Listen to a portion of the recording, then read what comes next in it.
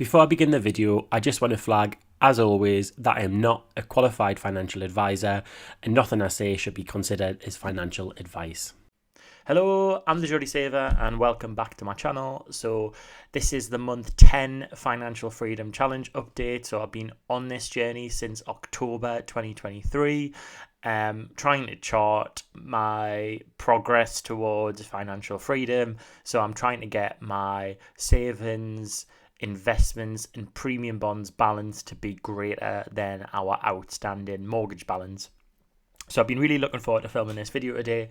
It's my favourite video to make of the month because, you know, the numbers, person inside me just loves seeing all these figures being brought together and seeing the final balance.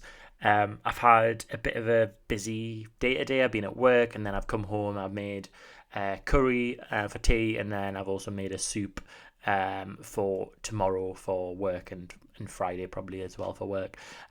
It's the 11th of September as I record this, and I really feel like I'm back into the swing of things now, and summer's kind of over. So summer, with having annual leave, it feels quite a relaxed month. It's still busy because I did a lot with my annual leave. So, you know, I went on holiday to Belgium, and I went to Edinburgh and London. But yeah, being back at work properly in September, I really feel like Monday to Friday goes by in a bit of a blur, and then before you know it, it's the weekend again.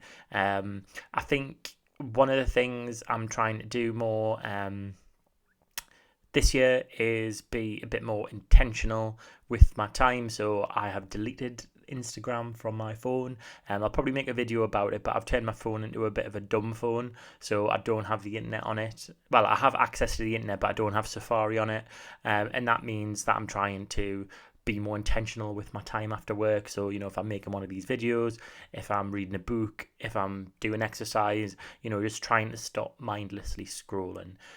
But I think that's probably enough waffle from me, so I'll jump straight into the figures. So at the end of July, which was month 9, I had a savings, investments and premium bond balance of £9,400, an outstanding mortgage balance of £104,207, and that meant that the difference in the amount left to save was just under £95,000.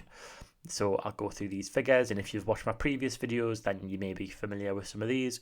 So my savings, which are held in a cash bank account, the interest rate on that's just under 4%, and yeah, I'm building that up gradually month on month. So currently that's sitting at £1,200.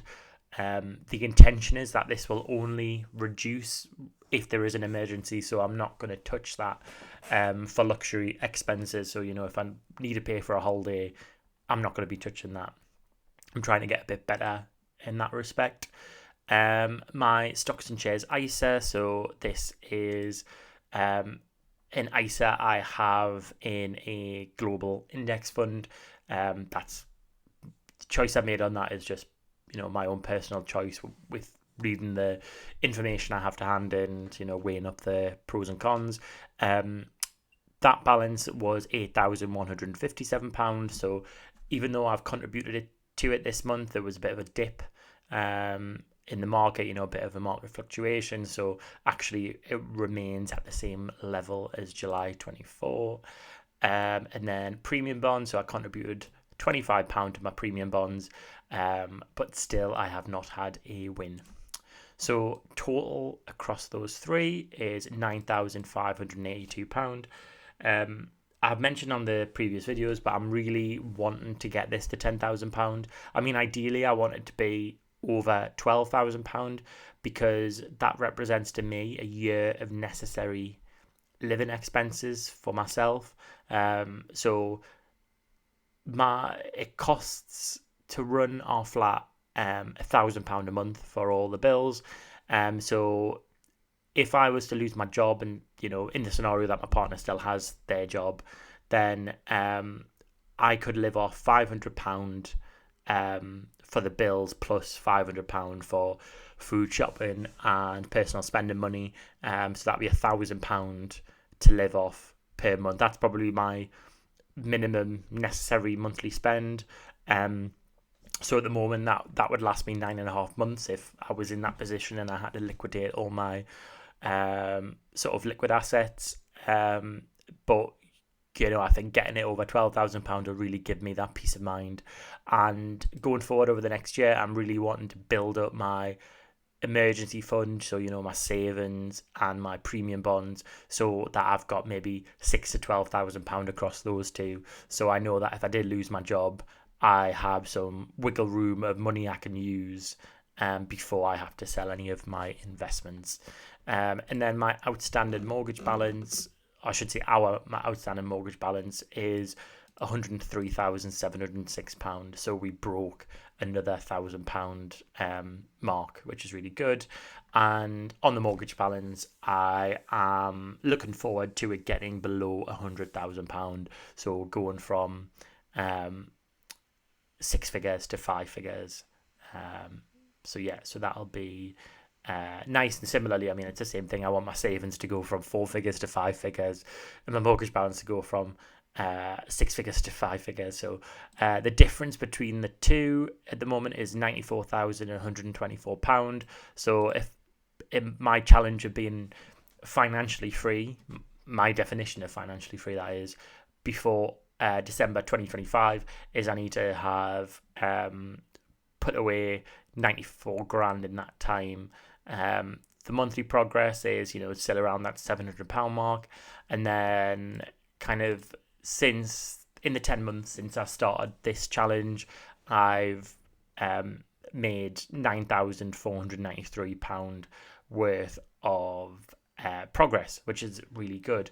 Now, I cover it on every video, but alas, I'll probably still get a comment saying there's no way you're going to save £94,000 in a year and a half. And I am quite aware of that. I think when I set out doing this challenge, the reason I am aiming big is because it's an inspiring goal, and because even if I am making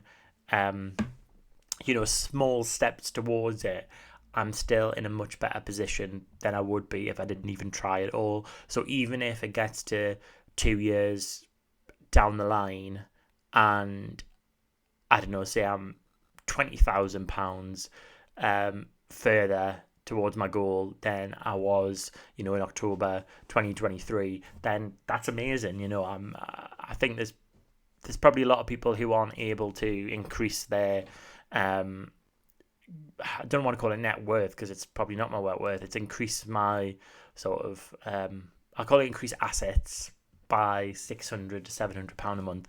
That is quite good. It's really good. And I think, in terms of personality, I'm someone who likes to aim high and kind of maybe not get there, but make some progress, rather than setting myself a unambitious target where actually I won't be bothered checking it because it'll be too easy to reach. I think something to note is probably earlier on in the year, we were making a lot of strides towards paying off our mortgage by £1,000 per month, and that felt great. It felt really good. However, there's a sense of vulnerability that we feel. Well, I should say that it's me who feels it, because my partner doesn't have the same worries about money that I do.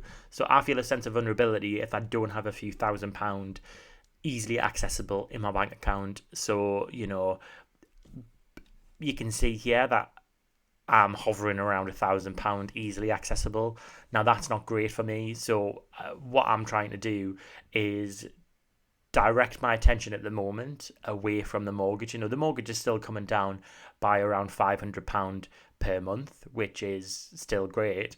But I'm trying to take the focus away from that and put it more into my savings. Now, the reason it's not going up substantially at the moment, so you might ask, why is your balance is not going up by £500, is because there's something that I am saving towards, an event, a special event that's happening in January that I'm saving towards, and there's maybe another 2 months of hard saving towards that, and then I can really focus my energies into my savings and my premium bonds.